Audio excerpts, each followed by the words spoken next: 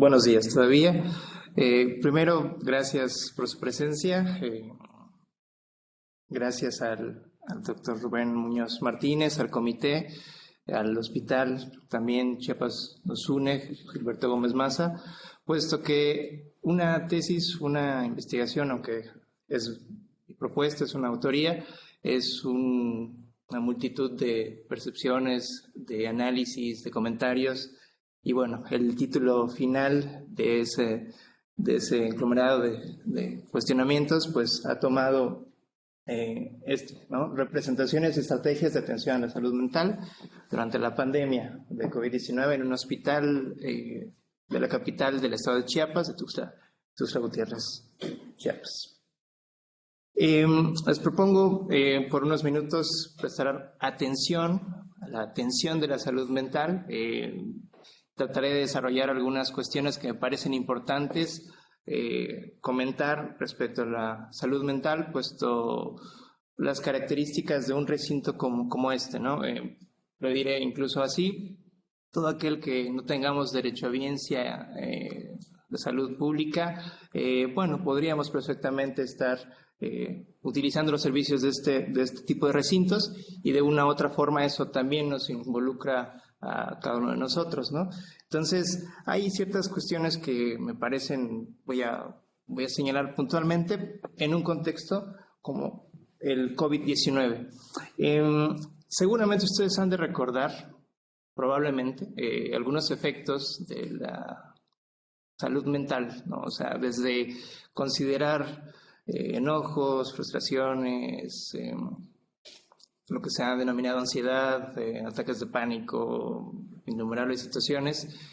Bueno, tal vez fue de su experiencia, no señalaré mucho eso, pero bueno, lo que quiero resaltar de eso es que en los lineamientos que se generaron en el contexto COVID por la Secretaría de Salud Pública y mucho más allá de la Secretaría de Salud Pública de México, pues bueno, se resaltaron este tipo de situaciones. Y un movimiento importante fue para poder atender y desarrollar estrategias para contener la emergencia sanitaria. Primeramente fue la reconversión hospitalaria, que por muchos autores es considerado una de las estrategias pues, más importantes en la historia incluso de las pandemias. Y también nos señalan algunos otros como Chamali y Argullo, que bueno, no hay una forma específica, aunque hay lineamientos, no hay una forma específica de desarrollar y enfrentar la pandemia, ¿no? Entonces, aquí tenemos un particular rasgo. Por un lado, los lineamientos y todo eso que conlleva cómo se deberían de hacer las cosas, y también, pues bueno, que en un hospital reflejan siempre con procesos sociales, culturas dominantes, todo ello que, bueno, nos va a dar características muy particulares. Y el contexto incluso previo a la pandemia ya nos pone un poco alerta, al menos en Chiapas, en la capital del estado, voy a decirlo así, lugar donde se desarrolló esta investigación. Hay muy poca información respecto a lo que sucede, y datos del 2021 de la misma Secretaría de Salud de México señalan, por ejemplo, carencia de evaluaciones, ¿no? Respecto a la salud mental, tanto de psicología, psiquiatría y demás prácticas que se vinculen a ello. Y encontramos dos trabajos importantes. Uno de una querida amiga, Ana Rodríguez, que se tituló en el 2020, hizo una investigación que sí consideró el tema de salud mental, pero bueno, con médicos en formación. Es una tesis bastante reciente. Y Aceves, que en el 2019 prestó atención a la unidad de atención de San Agustín, que es una unidad de atención psiquiátrica que está bastante cerca de Tuxtla Gutiérrez, pero esto es desde el ámbito de la salud pública. Entonces, atendiendo características muy importantes, pero señalamos una limitante que bueno, estas no son del contexto COVID, nos da un panorama, pero no son del contexto COVID, y al mismo tiempo no atiende el tema de representaciones o al mismo personal de salud, psiquiatría, psicología. Asimismo, Esto es un dato que se ha repetido desde el 2008 al menos y que tal vez haya cambiado, pero esto es un tal vez que aún no tengo la certeza porque no hay datos respecto a ello, pero incluso en el 2021, perdón, se señala que de todo el presupuesto de salud adjudicado en México, solo el 2% se señala o se vincula al ámbito de la salud mental, y de ese 2%, el 80% solamente era para atención psiquiátrica o gastos operativos de atención psiquiátrica, lo cual ya crea ciertas limitantes. Actualmente en México hay una reestructuración en la reforma de salud en el ámbito de la salud mental, pero bueno, eso es reciente y es, al menos desde el año pasado, que se pone, al menos en esta administración. Es algo que, vaya, ha sido desde hace algunos años, pero al menos toma fuerza muy recientemente. Entonces tenemos este panorama, carencias de evaluaciones, muy poco conocimiento en la región y ya este tipo de datos que, bueno, nos señalan también como ciertas limitaciones en este ámbito, al menos en el ámbito de la salud pública en México, y también hay que señalar autores como Nicholas Rouse, un sociólogo británico bastante relevante, que bueno, ha señalado que así como las disciplinas psicológicas, psiquiátricas buscan bienestar, salvaguardar ciertas cuestiones, también habría que reconocer que en muchas ocasiones ha sido utilizada para, bueno, para regular y también crear lo que yo denomino en la investigación como ciertas iatrogenias, como efectos sin ser principalmente el objetivo, pero efectos que causan problemas incluso en la misma población. Así que bueno, un poco este es el panorama que les quiero señalar, que también me encontré en este momento, y surge la pregunta, ¿no? Tenemos los lineamientos, pero al final de cuentas, ¿qué sucedió? ¿Qué se desarrolló y cuáles son representaciones y prácticas, estrategias que se desarrollaron desde este ejemplo, ¿no? Un hospital bastante relevante para Chiapas, y no solo para Chiapas, sino para estados aledaños, población incluso migrante? ¿Qué sucedió en este contexto? En un contexto bastante problemático, incluso creo que cada uno lo vivió de cierta forma. Por favor.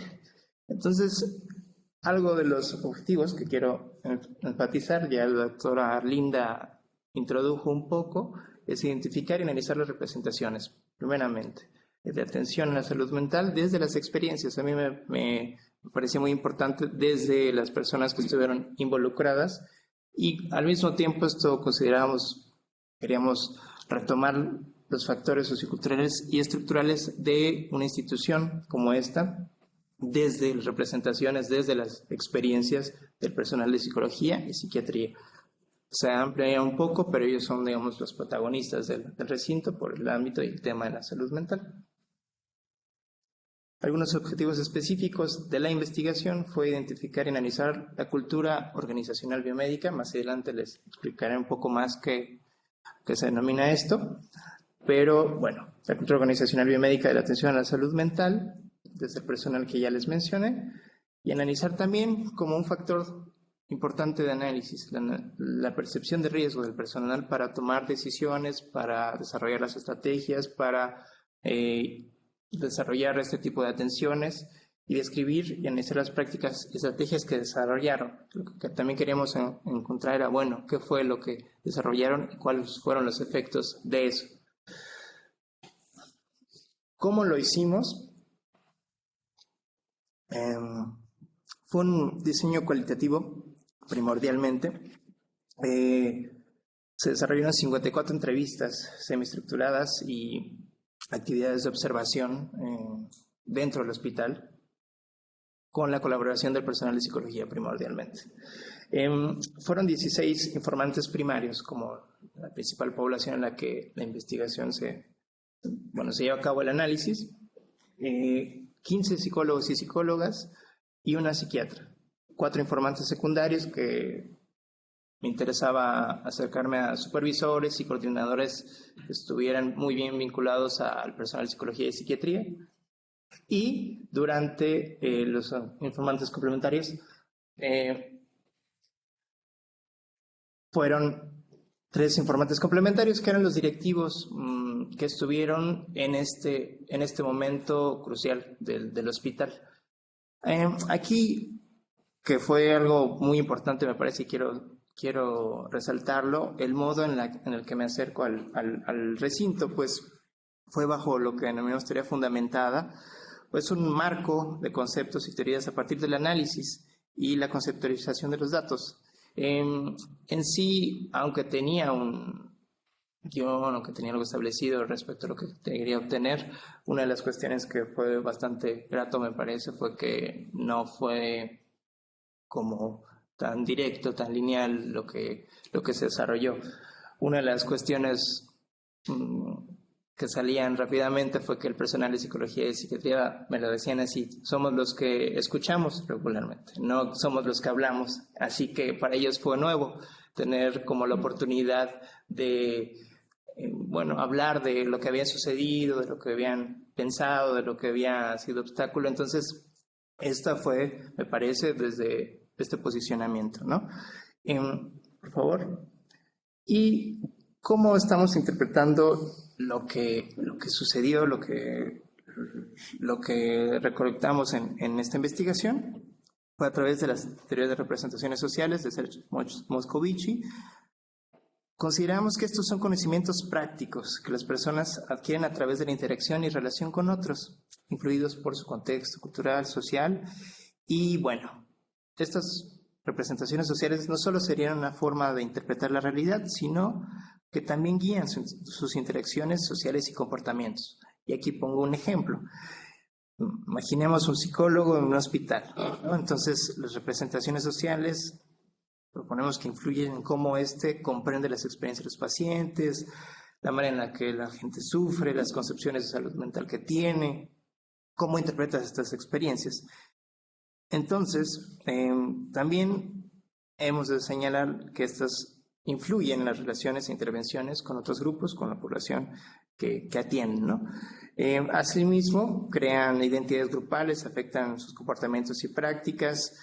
Si existen en un contexto hospitalario representaciones negativas de la salud mental, pues bueno, esto podría ser dificultad para enfrentar obstáculos, para desarrollar todas sus características. Entonces, señalamos esto como un eje importante.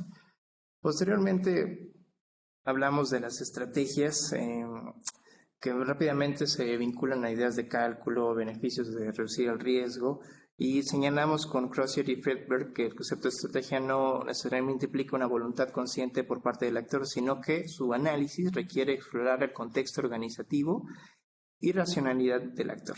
Entonces, se convierte como una herramienta para comprender las experiencias de los actores, y esto fue lo que utilizamos. Consideramos también, y esto es relevante, que en esto de las estrategias el poder es bastante volátil, no lo tiene alguien específicamente, como algunos otros autores señalan.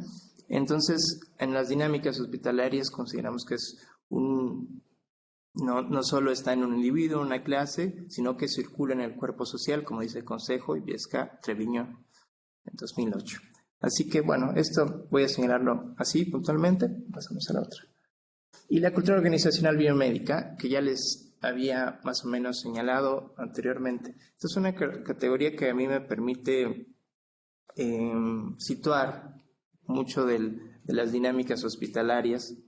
No es un concepto originalmente, no es una categoría originalmente mía, es el doctor Muñoz Martínez, está conectado. Y consideramos también, bueno, al hospital como un hospital real, un hospital imaginado, específico y común, y al mismo tiempo es particular y único, con múltiples lógicas. Hay que considerar no solo el personal de psicología, de psiquiatría, sino incluso más. Es parte de lo que también empujamos a desarrollar en la investigación, con ciertas limitantes, por supuesto.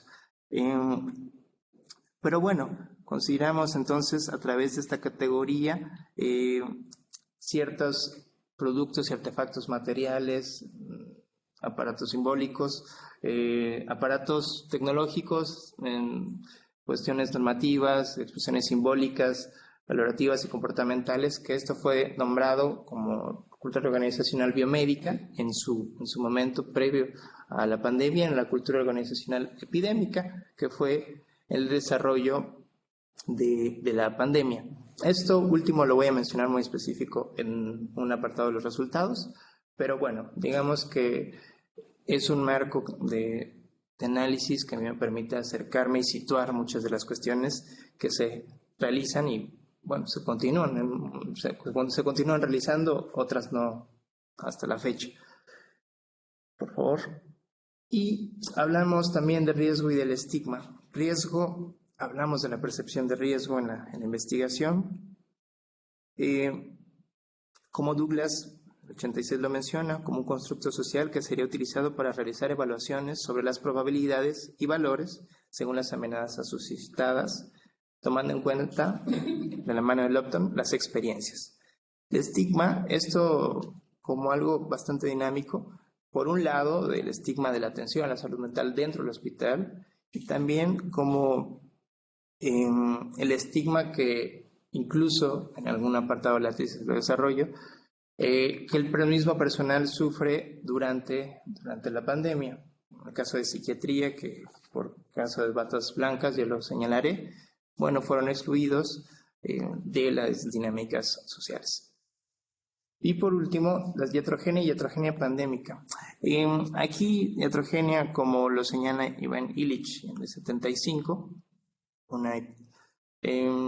bueno, como un efecto de la propia dinámica de la salud, que no es precisamente, puedo decirlo así, a propósito, objetiva, sino que estas prácticas médicas, en este caso de la psicología y la psiquiatría, pues bueno, también complican las atenciones, complican y tienen efectos negativos, voy a catalogarlo de esa forma. Y específicamente la iatrogenia pandémica se refiere a la atención médica inadecuada y deficiente que surge como consecuencia de la priorización del COVID-19. Yo creo que está bien que detengamos en eso último, lo denominado los efectos de la priorización del COVID-19. Al priorizar el COVID-19 en el personal de salud, muchas otras áreas se dejan de lado. Entonces, ese es un efecto importante a considerar, ¿no? ¿Qué pasó si en este momento todo es COVID-19? ¿Qué pasó con lo que ya realizábamos? Entonces, este concepto nos ayudó como a entender lo que pasó y a situarlo y a nombrarlo también. Porque muchas veces lo que noto en la bibliografía es que esto pasa de lado, o al menos es como un comentario importante que me gustaría mencionar. Entonces, esto que les menciono, representaciones sociales, estrategias, consideramos que la salud mental, las atenciones a la salud mental, se componen de representaciones, de estrategias, y que van a influir en la forma en la que, por ejemplo, se realizan los diagnósticos, en la forma en que se promueven las estrategias. Entonces, por eso vamos también a señalar relaciones de poder, experiencias en el sistema de salud, para poder situar lo que sucede. Dicho eso, ya pasemos eso es parte de lo que les mencionaba, a los resultados. Voy a ir a señalar puntual una parte de un capítulo para concentrarme después en lo último de lo encontrado durante la pandemia. Pero es importante mencionar un poco la dinámica para que entendamos lo que se desarrolla.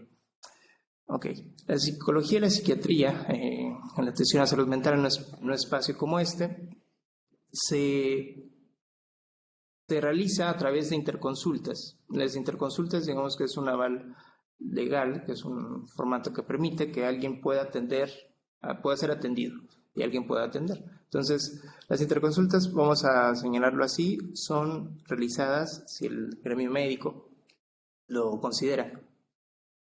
Esto es como lo oficial. Claro, por supuesto, hay otro tipo de formas de ser atendido. También el mismo personal, sí, psicología, psiquiatría, lo desarrolla y lo intenta, pero encontramos que incluso desde las representaciones de las personas, el gremio médico siempre ha sido bastante excluyente y limitado para poder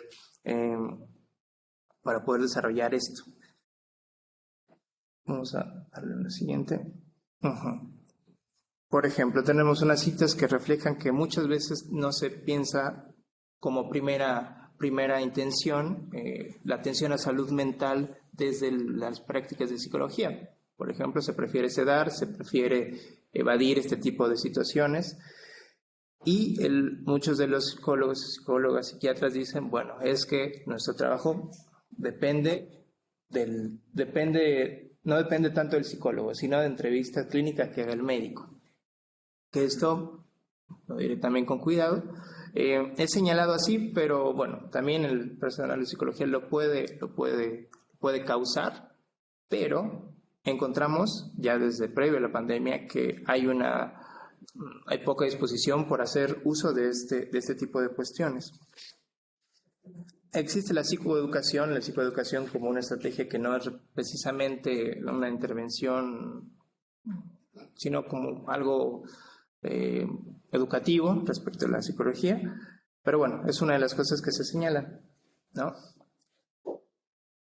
Pero algo que encontramos es que en la psicoeducación muchas de las cuestiones que se pueden realizar es que más allá de poner atención en las necesidades del paciente, lo que se busca o lo que se encuentra es cuando hay un problema como catalogado como trastorno adaptativo, pues bueno, el psicólogo aparece como, lo pongo así en la investigación, un psicólogo mediador, es decir, alguien que trata de suavizar el ambiente, de que alguien pueda adecuarse al tratamiento que el discurso médico le ha recetado, y de esa forma ahí empezamos a crear también ciertas problemáticas. Por un lado está la demanda y lo que quiere el gremio médico, por otro lado está los objetivos del personal sí, por otro lado también está, pues bueno, la atención o lo que requería o lo que desearía, por ejemplo, un paciente. Entonces, desde ahí ya empezamos a crear, por favor, un cuestionamiento. Bueno, ¿cuál es la demanda que se puede atender? Entonces, ¿qué es lo que se debe atender? Algo que es necesario mencionar es esa necesidad de atención a la salud mental que se da previo durante la pandemia de COVID.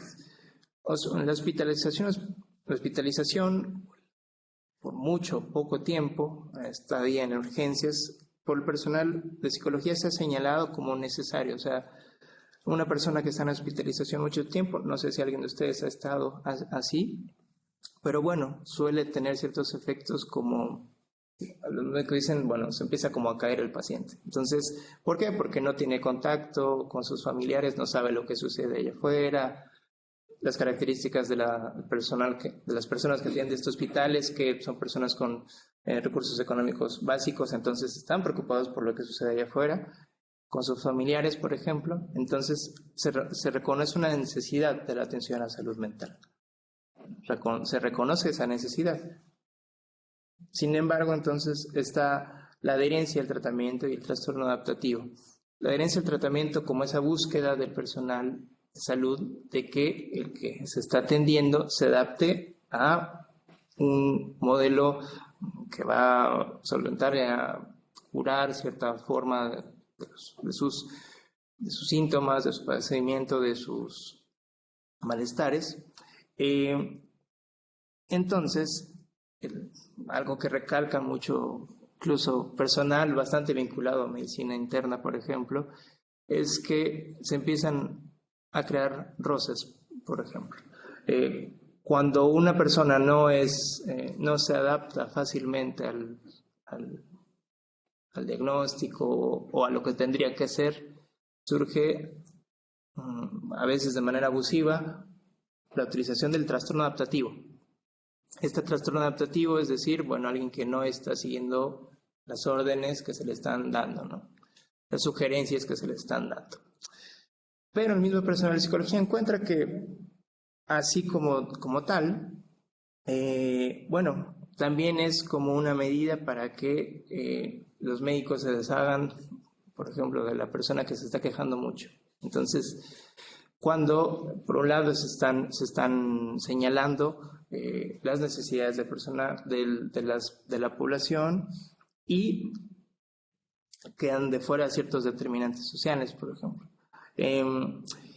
Y esto lo pongo como subtítulo, los efectos terapéuticos rápidos, puesto que en una dinámica hospitalaria, y eso es muy notorio, todo es urgente, ¿no? Todo lo que más es un hospital de segundo nivel, todo necesita hacerse de manera rápida.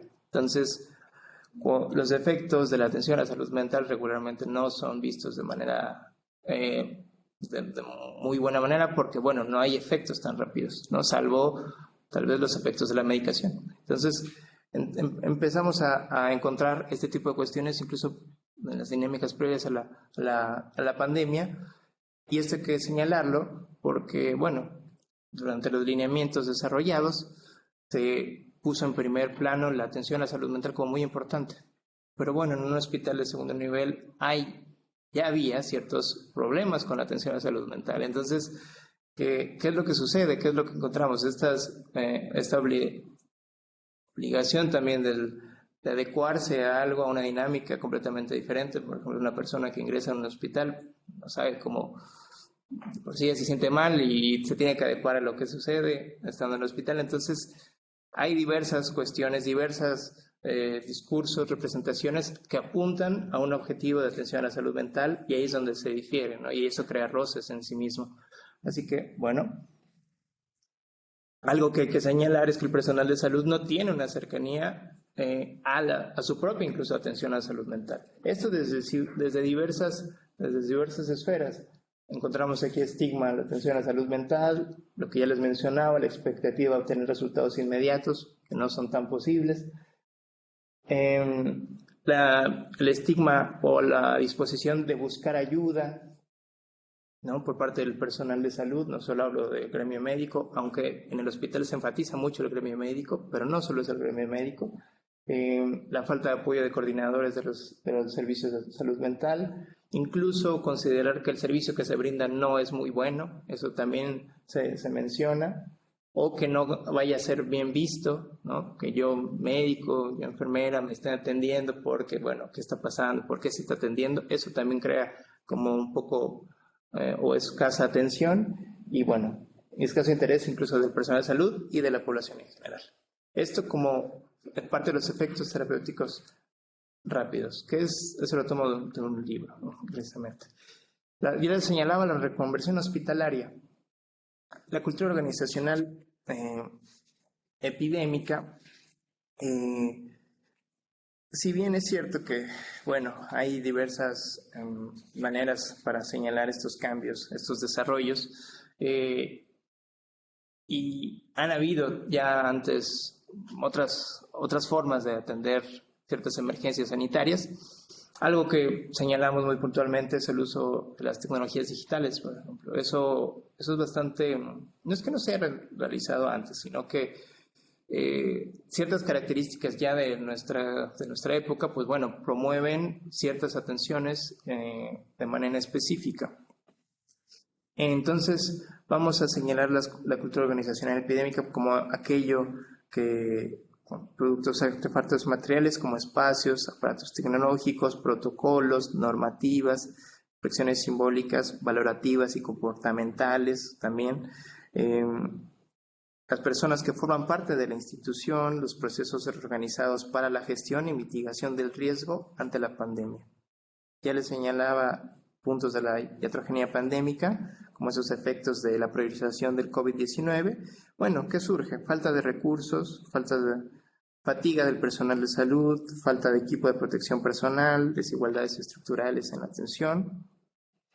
Esto no solo, bueno, esto es también producto de asuntos estructurales previos, ¿no? Pero bueno, aquí se prioriza, y el asunto es que se priorizó el tema del COVID. Aquí voy a señalar un espacio que surge como contención a propósito de la reconversión hospitalaria, y es un espacio búnker, se denominó así. ¿Por qué hablar de este espacio cuando estoy hablando de la salud mental? Bueno, porque hubo repercusiones en el personal de salud, y esto lo leo desde la percepción de riesgo, desde cómo los compañeros nos comentaban. Esta es una cita que cada que la leía a mí me producía algo. Salían llorando cuando tenías un paciente que llegaba consciente y lo tenías que intubar. Y el hecho de que el paciente decir, no quiero, y tú le decías, no te preocupes, va a ser un rato, te vas a dormir y después vas a despertar. Y el hecho de que no despertaran le pegaba demasiado al personal. Si tú que estás afuera te pegaba, decía la persona que coordinaba el equipo de protección personal, y a ti te pegaba de que te decían que ya el paciente falleció, tú decías, pero ¿cómo? Si llegó caminando. Y lo vemos como un momento de otro se deterioró y dices, ¿qué pasó? Este tipo de efectos de estar cerca o de estar lejos a este espacio, en sí mismo ya causó efectos en la persona de salud, ya determinó la manera de que se iba a atender o no. Hay que señalar que solo hubo atenciones esporádicas cuando había casos muy específicos, pero no hubo un proyecto de atención a este tipo de espacios, aunque ya hablamos de la necesidad de atención en personas que están hospitalizadas. Una persona en búnker pasaba bastante tiempo, 10 semanas aislada, ¿no? Entonces había ciertos efectos. Entonces había una necesidad indudablemente tanto para el personal de salud como para la persona que estaba en estas áreas. Por favor. Siempre había un temor, eso fue fundamental, siempre había un temor desde cómo se veía trasladar a pacientes a esa área, si estaba cerca o no. Muchos psicólogos y psiquiatras, bueno, la psiquiatra es un caso aparte, ahorita la mencionaré, pero muchos psicólogos no estaban destinados a esas áreas, estaban destinados a otras. También como medida de contención, porque bueno, estar cerca era también una posibilidad de contagio, no solo a ellos, sino a sus familiares, lo cual también tiene bastante sentido, ¿no? Pero bueno, había una cuestión de efectos en el propio personal de salud. Lo que les mencionaba con el temor mayor de enfermar a tus padres, esto era algo que regularmente mencionan, ¿no? El mayor de sus temores ni siquiera era infectarse a ellos, ¿no? Sino infectar a su familia. Muchos de ellos, las medidas que desarrollaron fue aislarse de casa, no estar llegando a sus casas, rentar un departamento, rentar hotel, todo eso, para estar lejos de su familia, lo cual eso ya en sí mismo creo efectos, de estar lejano a la familia, porque su dinámica era entrar, salir al hospital y estar solos, entrar, salir al hospital y estar solos. Eso fue como 3 o 4 meses, que fue como lo más crudo de la pandemia, o así se leyó al menos. Y empiezan también otro tipo de perspectivas, porque por ejemplo podremos señalar que el hospital es muy peligroso, pero unos decían, no, sabes que yo me sentía más cuidado aquí porque desde sus representaciones la gente de allá afuera no se cuida, al menos aquí veo que la gente se cuida, veo que nos cuidamos y estar aquí ocupado me hace olvidar incluso que la pandemia está. Entonces yo aquí metido, bueno, ya cuando estoy en casa ahí es cuando entra como el asunto complicado. Entonces, de ahí también vamos a empezar a diferenciar cierto tipo de respuestas. Y un asunto muy importante es lo que se leyó, se interpretó como poco equipo de protección personal, las marchas y autoorganización que el personal mismo desarrolló. Es decir, se consideraba que tenían poco equipo de protección. Se empezaron a pedir, incluso se hicieron marchas, 2 o 3 ocasiones, y lo que hicieron fue autoorganizarse para ellos mismos obtener el equipo de protección personal. Habían casos también de abuso, gente con mayor rango les vendía a números, a costos muy altos al mismo personal de salud, aunque había la necesidad y había escasez, pero era como una forma de hacer un negocio dentro del hospital. Eso también ya creaba efectos de enojo, por ejemplo, frustración. En una entrevista, una de las personas con las que tuve, bueno, aproveché también, dijo que eso le pareció sumamente injusto y que era muy notorio que eran personas que no lo necesitaban, ¿no? Entonces estos mismos roces ya creaban efectos en sí mismos, ¿no? Una cosa era la pandemia y también este tipo de abusos. Y lo que sí es que también, bueno, estaba el factor de las cuestiones de 100, 2 estaban mal siempre, entonces eso ya creaba como ciertos roces y reclamos de por qué les daban equipo que fuese erróneo, que no se debía utilizar, aunque digamos que era el indicado, pero bueno, fallaban. Esto también es de las cuestiones que se señalaron, ¿no? Y la adaptación, exigencias y recursos y normalización. Más allá de la atención a la salud mental, también hubieron otras formas de cuidarse, ¿no? Desde, por ejemplo, ir con el pastor, leer mucho, ocuparse mucho con su trabajo. Una de las cuestiones que fue eso para el personal fue ocuparse, mantenerse ocupado. Uno de los directivos que fue el que coordinó toda la estrategia, dice, en ese momento inicié a propósito también un doctorado para mantenerme pensando en algo. Iba todos los días en bicicleta, estaba trabajando de 8 de la mañana a 3 de la tarde y después me iba a casa. Pero creo que esa fue la manera en la que porque una de las cuestiones era, bueno, ¿usted qué hizo para atenderse un poco? Eso, fue repetitivo, llamativamente eso fue repetitivo, la idea de mantenerse trabajando completamente, ¿no? Como una forma de señalar eso. Y la adaptación, que al final de cuentas es una forma muy normal, o decirlo así, de incorporarse a un hospital. Un hospital se lee así siempre, como algo que se tiene que estar adaptando constantemente. Algo que señalaba específicamente en la tesis es que esto llevó diferencias en los tiempos, ¿no? O sea, se plantea una adaptación una constante, ya les decía, incluso desde el mismo paciente se tiene que adaptar a la dinámica hospitalaria. Bueno, lo que sucede en esta temporada es que el personal de salud es el que tiene que adaptarse ahora, es el que tiene que adaptarse a lo que está sucediendo, lo que es, no es que no atiendan de emergencias, pero es hasta cierto punto algo nuevo para ellos. No es la primera pandemia también que les toca, pero puede decirse también en las respuestas que sí fue algo incluso bastante nuevo en cierto sentido. Algo les ponía ahí de como entre la adaptación y la ansiedad, o sea, con todo este tipo de cuestiones que ya traían encima, pues tenían que seguir adaptando, tenían que estar dentro del recinto, ¿no? Y por último voy a empezar a hablar sobre las estrategias y prácticas de acceso a la salud mental. Uno fue el denominado Servicio de Intervención en Crisis, que fue una activación de líneas telefónicas para la atención precisamente de personas en Tuxtla Gutiérrez, puesto que las consultas externas se cerraron. Y aquí, bueno, señalaré que se cerraron hasta cierto punto. Hubo un momento en el que los familiares y personas cercanas al personal de salud tenían acceso al hospital. Así que, bueno, el personal de salud lo que hace es este movimiento, con el personal de psicología específicamente hace este movimiento no pueden atender a las personas para evitar que un hospital pues si llene gente, pues se contagie y todo eso, pues bueno, lo que hacen es desarrollar esto. Aquí entramos también en otro tipo de debates.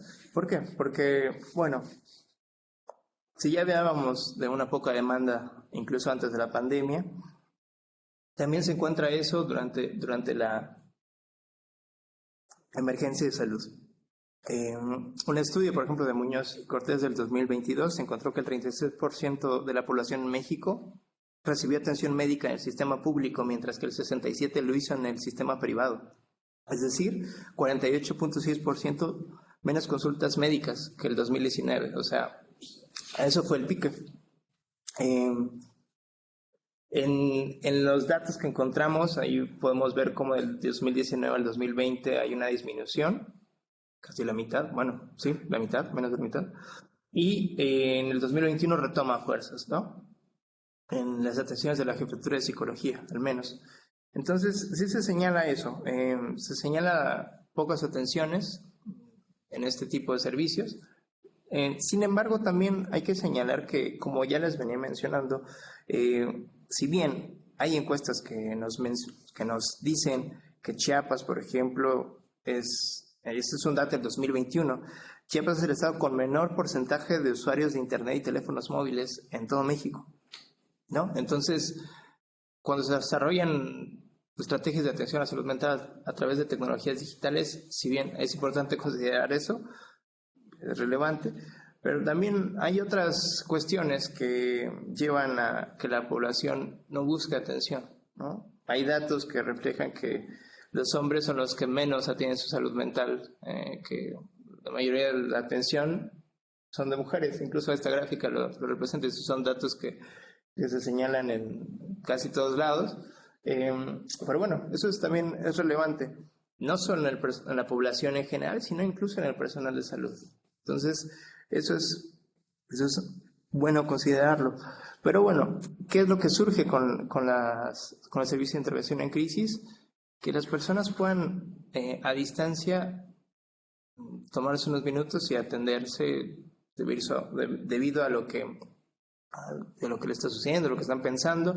Muchos de los temores, incluso el personal de psicología, era, bueno, nunca habíamos desarrollado algo así, y si se me mata el que estoy atendiendo, era una de las cuestiones que a ellos les impactaba mucho, porque bueno, de una u otra forma no lo habían desarrollado así, era nuevo para ellos. Aunque esto en sí mismo no es nuevo, no es nuevo que en la historia, pero para ellos era nuevo. Fue un proyecto que se desarrolló bastante rápido, y es también parte de las percepciones de la atención. Pero bueno, vamos a ver. Mario, perdona por la interrupción, pero con 10 minutos te cierra, ¿está bien? Sí, me parece bien. Aquí vamos a señalar ciertas ventajas y desventajas de estas estrategias. Y esto engloba, me parece, el seguimiento de pacientes con comorbilidades de estado de salud que complejiza el traslado al hospital, ¿no? Es parte de las ventajas que se señalan: la atención domiciliaria a distancia, la supervisión del tratamiento por parte, de los cuidadores, disminución de personas en consulta externa. Este tipo de cuestiones son como algunas de las ventajas que se suscitaron a través de este tipo de intervenciones, y algunas de las desventajas son la incompatibilidad de las teorías con este tipo de atenciones. La clínica virtual también lo que encuentran es que no pueden hacer evaluaciones. Para ellos es muy importante el lenguaje corporal, entonces surgen falsos positivos. También es una desventaja. Pero bueno, aquí se señalan algunas cuestiones y un poco el caso de medicina de dolor y cuidados paliativos es algo que propongo que se debe seguir explorando, porque es una referencia dentro del hospital. Adelante. Servicios de atención para el personal de salud fue mindfulness. ¿Qué quiere decir esto? Bueno, atención como concentración y todo eso. Pero bueno, algo que voy a señalar muy puntualmente es que hubo poca demanda. Podríamos pensar, bueno, esa necesidad, ¿no?, de atender porque está una catástrofe. No, hubo muy poca demanda de atención. Y aquí la psiquiatra del recinto nos puede enseñar mucho qué es lo que sucedió. Ella como fue médico, una de las estrategias principales fue que de una u otra forma los médicos pasaran a atender pacientes COVID, ¿no? Aunque no fue ese no fue su trabajo normalmente. Entonces la psiquiatra lo que hizo fue atender pacientes COVID y fue mandada a medicina interna. Entonces ella notaba que de una u otra forma el que ella estuviera inserta en la medicina interna fue muy más beneficioso que los servicios que estaban externos. Es decir, un monitor que estaba cercano a ellos les permitía atender su salud mental. Algo que fue muy normal o muy normalizado fue el uso de psicofármacos autoadministrados por los médicos. Ellos tienen la facultad de hacerlo. Entonces ella solamente regulaba ciertas atenciones, platicaba con ellos, lo cual también eso en sí mismo tuvo efectos en su propia salud, cómo ella fue vista socialmente en su comunidad, todo eso. Pero bueno, esto es muy importante. Vemos entonces poca atención en los servicios desarrollados, pero la psiquiatra que estaba dentro, en el medio del asunto, pues bueno, fue la que también apoyó esas necesidades.